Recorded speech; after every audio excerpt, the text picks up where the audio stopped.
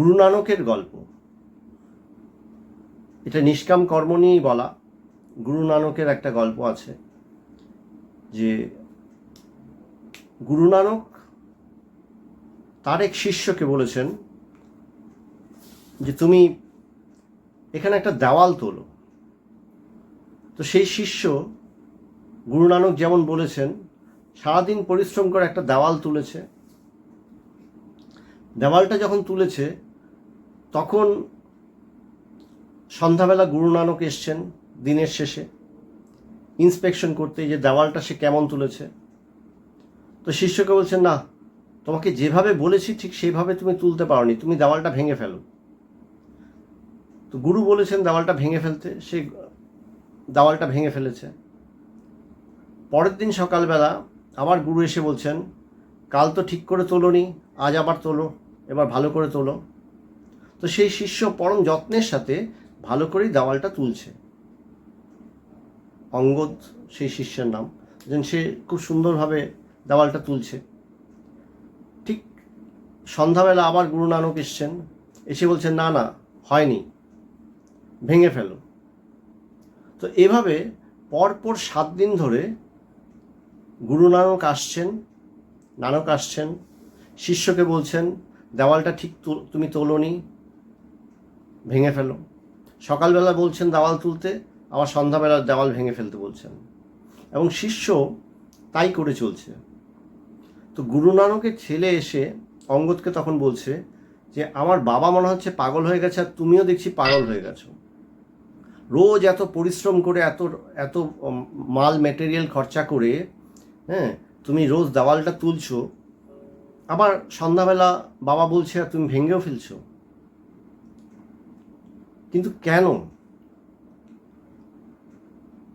তো অঙ্গদ তখন একটা উত্তর দিয়েছেন, বলছেন, কেন বিচার করার ক্ষমতা আমার নেই। গুরু আদেশ করেছেন আমাকে এখানে দেওয়াল তুলতে, আমি তুলেছি। আবার তিনি বলছেন দেওয়ালটা ভেঙে দিতে, আবার আমি ভেঙে দিয়েছি। এটার মধ্যে আমি বিচার করতে যাব না যে ভালো মন্দ তিনি কেন বললেন, তিনি অনর্থক বললেন, তিনি অনর্থক আমাকে দিয়ে পরিশ্রম করাচ্ছেন। বলছেন আমি এই বিচারে যাব না, কেন আমি নিজেকে সম্পূর্ণভাবে তার কাছে সমর্পিত করেছি। তার কাছে যখন সমর্পিত করেছি তখন এই বিচারে আমি যাব না যে তিনি কেন এই কথা বলছেন। তো বাস্তবিক গুরু কিন্তু শিষ্যকে আস্তে আস্তে তৈরি করেন। তো এখানে কি বলছেন, শিষ্য কয়েকটা জিনিস যে সম্পূর্ণ গুরু নির্ভর। বলছেন মন যখন আমার সম্পূর্ণভাবে গুরুর উপরে নির্ভরশীল হয়, বলছে যে এই ব্রহ্ম বা পরমাত্মা, তাকে কোনো বাক্যের দ্বারা প্রকাশ করা যায় না। তিনি অবাং মানস গোচরম, তিনি বাক্যমনের অতীত। তো সেই অবাং মানস গোচরম যে বস্তু, গুরু এমনই আশ্চর্য বক্তা যে তিনি তার এত সুন্দর কথনশৈলী দ্বারা তিনি সেই অজ্ঞেয় বস্তু, যাকে সাধারণভাবে ভাষা দিয়ে প্রকাশ করা যায় না, তাকে শিষ্যের বোধে শিষ্যকে এমনভাবে তিনি গড়ে তোলেন, শিষ্য তখন সেটাকে বোধ করে, সে চরম সত্যকে সে বোধ করতে সমর্থ হয়। তো শিষ্যকে প্রস্তুত করার জন্য গুরু কি করেন, গুরু তাকে দিয়ে সম্পূর্ণভাবে সমর্পিত করিয়ে নেন। পূর্ণভাবে যতক্ষণ আমার ভেতরটা সমর্পিত না হচ্ছে ততক্ষণ পর্যন্ত কিন্তু আমি যথার্থভাবে গুরু কি বলছেন সেটা আমি বুঝব না।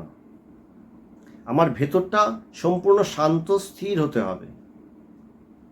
ভেতরটা যখন সম্পূর্ণ শান্ত স্থির হয়ে যায় তখনই গুরু কি বলছেন সেটা আমার কাছে বোধগম্য হয়।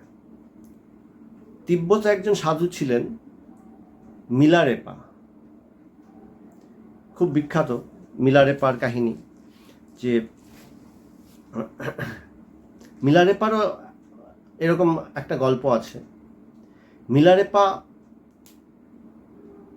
তার গুরুর কাছে গেছেন, গুরু অন্য সব শিষ্যকে শিক্ষা দিচ্ছেন, মিলারেপাকে কিছুতেই শিক্ষা দেয় না। মিলারেপাকে দিয়ে শুধু নানা ধরনের কাজকর্ম করায়, এটা করো সেটা করো। আর মিলারেপাকে যেন একটা তুচ্ছ তাচ্ছিল্য করে চলছেন প্রথম থেকেই গুরু। আর তার গুরু একটু খ্যাপাটে টাইপেরই। তো মিলারেপা মানে তার গুরুমা, তার গুরুর যে পত্নী, তিনি সেই গুরুপত্নী বা গুরুমার মিলারেপার প্রতি একটা করুণা হয়েছে যে এই ছেলেটা এত পরিশ্রম করে কিন্তু আমার হাজব্যান্ড এরকম করে, তাকে কিছুই শিক্ষা দিচ্ছে না। সে তো শিখতেই এসছে গুরুর কাছে, কিন্তু ওকে কিছুই বলছে না। অন্য সব শিষ্যদেরকে বসিয়ে পড়ায়, শেখায় নানান কিছু, কিন্তু একে একটা উপদেশ পর্যন্ত দেয় না, শুধু একে দিয়ে খাটায়। এই চাষ করো, এই জল নিয়ে আসো, এটা করো সেটা করো, শুধু খাটাচ্ছে। তো গুরুপত্নী গিয়ে গুরুকে বলেছেন যে এটা তুমি অন্যায় করছো, এটা তো ঠিক না, এই ছেলেটা তো তোমার কাছে শিখতেই এসছে, তুমি তাকে শেখাও, শিক্ষা দান করো। তো গুরু বলছেন আমার এই কথাটা কি ও বলেছে? বলে না, ও বলেনি, ও তো বলার সাহস নেই, আমি বলছি, তুমি ওকে একটু কৃপা করো। বলে করতে পারি, তুমি যখন বলছো তখন করতে পারি, কিন্তু তার আগে ওকে একটা কাজ করে দিতে হবে। বলে কি কাজ? বলে ওকে বলবে আমি যা বলবো ও কি তা করতে পারবে, আমি যা বলবো যদি তাই করতে পারে তবে আমি করব কাজটা। তো গল্পটা খুব সুন্দর গল্প, খুব বুঝবার আছে। তো বলছে ঠিক আছে।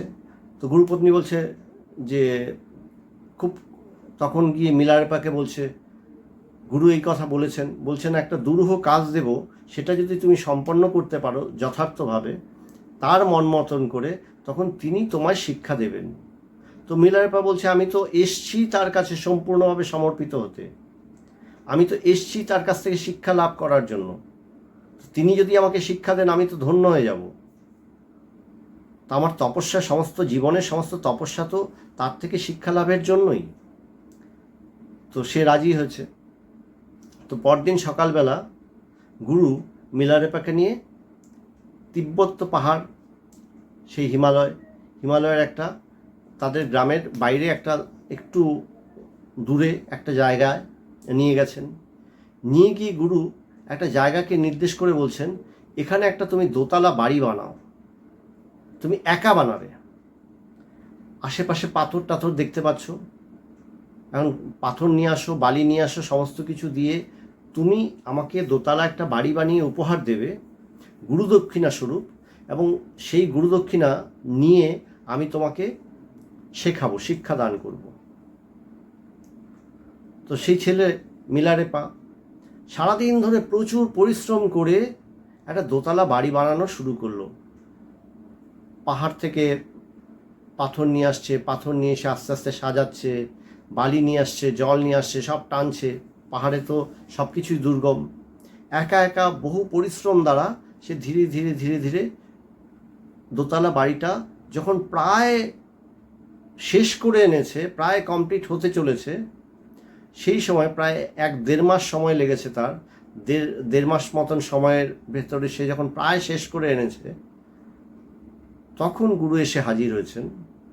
হাজির হয়ে বলছেন, বাড়িটা ভালো করে দেখলেন, দেখে বলছেন তুমি বাড়িটা তো খাসা বানিয়েছো, খুব সুন্দর হয়েছে, কিন্তু সমস্যা কি জানো? তুমি তো জানোই আমি একটু পাগলাটে টাইপের, আমার না একটা কথা ভুলে গেছিলাম। এই জায়গায় আমার বাড়িটা বানানোর কথা ছিল না, বাড়িটা বানাতে হবে অন্য আরেকটা জায়গায়। তুমি একটা কাজ করো, এই যে বাড়িটা বানিয়েছো এটা তুমি ভেঙে ফেলো। তবে খেয়াল রাখবে আমরা প্রকৃতির পূজারী, যে পাথরটা তুমি যেখান থেকে এনেছো এই বাড়িটা ভেঙে ফেলার সময় সেই পাথরটাকে অক্ষত অবস্থায় সেই জায়গায় আবার পুনঃস্থাপন করবে। একটা দোতলা বাড়ি বানাতে অনেক পাথরই সে নিয়ে এসছে। বলছেন যে পাথরকে যেখান থেকে এনেছো সেই পাথরকে সেখানেই ফিরিয়ে দেবে, যেখান থেকে তুমি বালি সংগ্রহ করেছো সেইখানেই তুমি সমস্ত বালিকে ফিরিয়ে দেবে। মানে যে পরিশ্রম সে করেছিল তার থেকে এখন দ্বিগুণ পরিশ্রম করে আবার প্রকৃতিকে সে যথাপূর্ব রূপদান করবে। তো মিলারেপা ভাবলো ঠিক আছে তাই হোক। বললো তুমি তা করে আমাকে বলবে, আমি তখন তোমাকে আরেকটা নতুন জায়গা দেখাবো, যে জায়গাটা প্রকৃতই আমার বাড়ি বানাতে হবে, সেই জায়গাটায় তুমি বাড়ি বানাবে। তো সেটাই তোমার গুরুদক্ষিণা হবে। তো মিলারেপা কী করে, গুরুর আদেশ, তো সে বাড়িটা ভাঙছে। যেখান থেকে যে পাথর এনেছিল তাকে মনে করে করে সেইখান থেকে সেই পাথরটা সেই স্থানে রেখে আসতে হচ্ছে। যেখান থেকে বালি টেনেছিল সেখানে গিয়ে বালি দিয়ে আসতে হচ্ছে। তো এইভাবে সে সম্পূর্ণ জায়গাটাকে আবার পূর্বাবস্থায় ফিরিয়ে দিয়েছে। দিয়ে গুরুকে বলছে, গুরুদেব হয়েছে, এবার বলুন কোথায় বাড়িটা বানাতে হবে। তো গুরু আরেকটা জায়গায় নিয়ে গেছেন, আরেকটা জায়গায় নিয়ে একটা জায়গাকে নির্দেশ করে বলছেন এখানে বাড়ি তোলো, দোতলা বাড়ি। তো আগের থেকে আরও বেশি পরিশ্রম করে আরও সুন্দর করে সে ওখানে বাড়ি তোলা শুরু করেছে মিলারেপা। সেখানেও 20-25 দিন পরে গুরু এসে হাজির।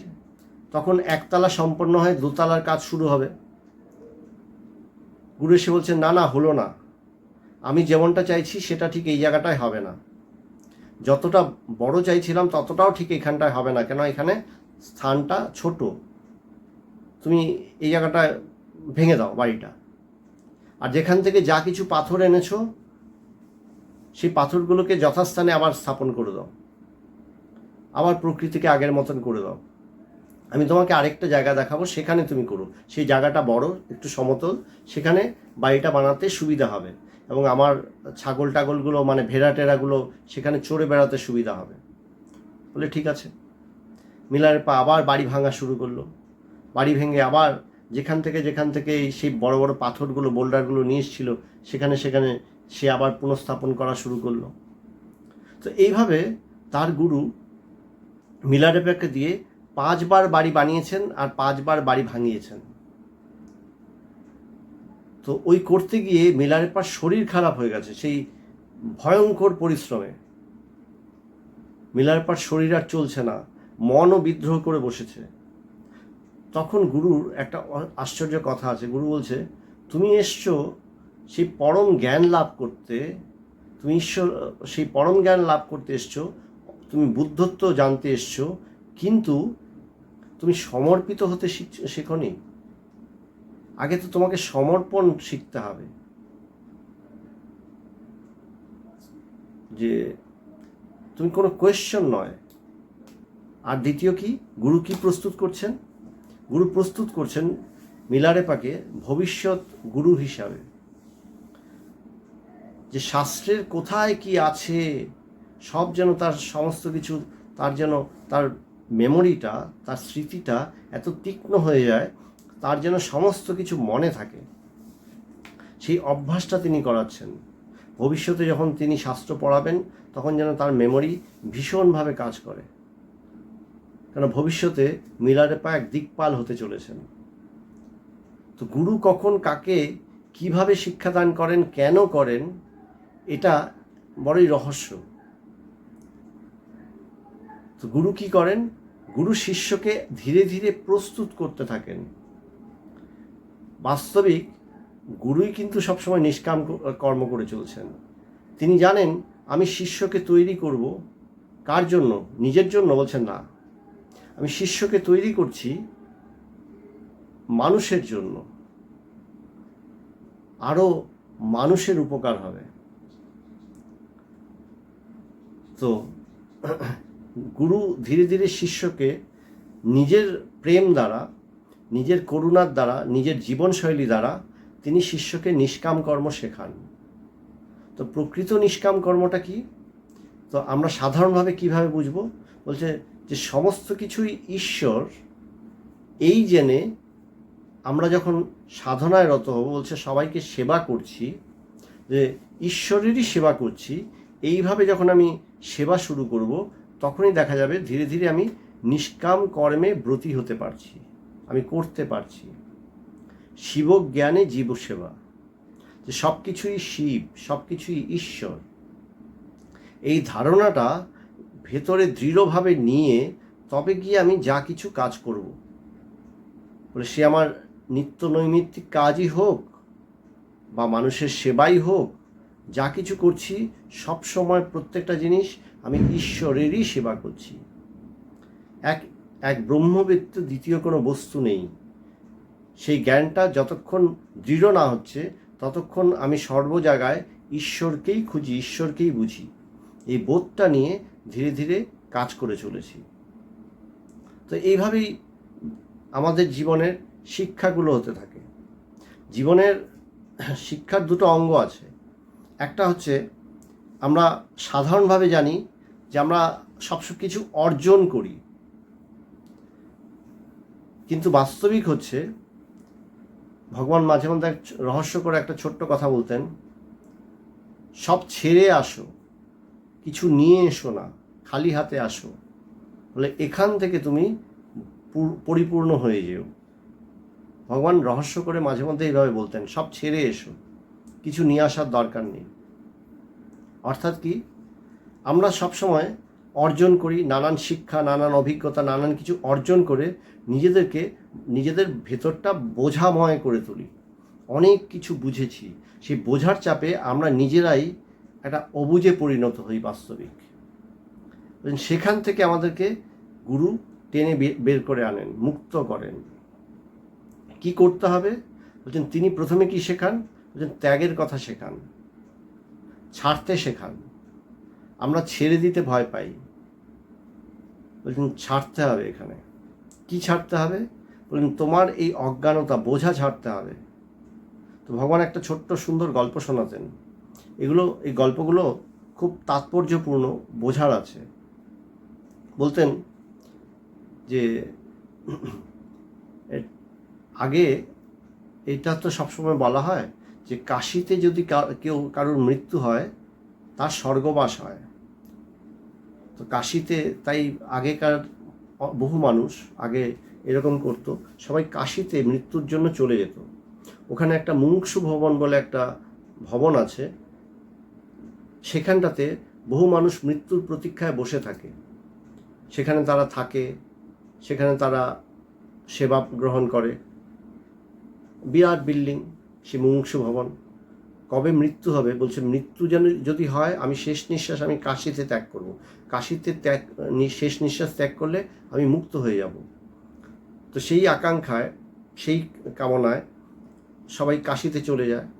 তো আগেকার দিনে তখন কুষ্ঠরোগীরাও, আগে কুষ্ঠরোগীদেরকে তো সমাজ থেকে সবাই তাড়িয়ে দিত, বের করে দিত, তাদের সমস্ত শরীর পচে যাচ্ছে কুষ্ঠে। তো কুষ্ঠরোগীরা কাশিতে চলে যেত, যে বহু পাপ করেছি বোধহয়, সেই জন্যই শরীরে এরকম যন্ত্রণা, এরকম শরীর পচে যাচ্ছে। তারা সব কাশিতে গিয়ে জমা হতো। কাশি গঙ্গার ঘাটে কুষ্ঠরোগীরা সব বসে থাকতো। তো ভগবান বলছেন, একটা গল্প ছোট্ট শোনাচ্ছিলেন, বলছেন দেখ, এক ডাক্তার সে কুষ্ঠরোগীকে রোজ সেবা করে, রোজ যায়, তার ব্যান্ডেজ খোলে, তার ঘায়ে ওষুধ লাগায়, তাকে ওষুধ খাওয়ায়, আবার ব্যান্ডেজ করে দিয়ে, নতুন করে ব্যান্ডেজ করে দিয়ে চলে আসে। ধীরে ধীরে সে প্রত্যেক দিন ডাক্তার সেবা করে চলছে। তো একদিন মাস 6 পরে, 6-7 মাস পরে ডাক্তার এসে সে কুষ্ঠরোগীকে বলছে যে তুমি যে গায়ে একটা কম্বল চাপা দিয়ে রেখেছো, এই কম্বলটা এবার ছাড়ো। তো কুষ্ঠরোগী, ডাক্তার ওষুধ টষুধ লাগিয়ে দেয়, সে ওই কম্বলটা চাপা দিয়ে বসে থাকে গঙ্গার ধারে। সে ভিক্ষে করে, লোকে এসে ভিক্ষা দিয়ে যায়। সে বলে না না, এই কম্বল আমি ছাড়তে পারবো না। কেন বলে, আমি দেখতে এত বিভৎস হয়ে গেছে, আমার সমস্ত শরীর পচে গিয়ে এত বাজে হয়ে গেছে যে লোকে আমার এই রূপটা দেখলে পরে তারা ঘেন্নায় আমার সামনে আসবে না।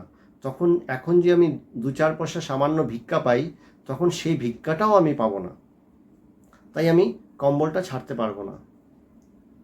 তো ডাক্তার তাকে বলছেন যে তুমি সুস্থ হয়ে গেছো, তোমার কুষ্ঠরোগ সেরে গেছে, তোমার শরীরে এখন কোনো ঘা নেই, তুমি ভালো করে নিজেকে দেখো, কম্বলটা ছাড়ো। তো শিষ্য কিছুতেই কম্বল ছাড়বে না। তখন সেই রোগী, কুষ্ঠরোগী কিছুতেই কম্বল ছাড়বে না।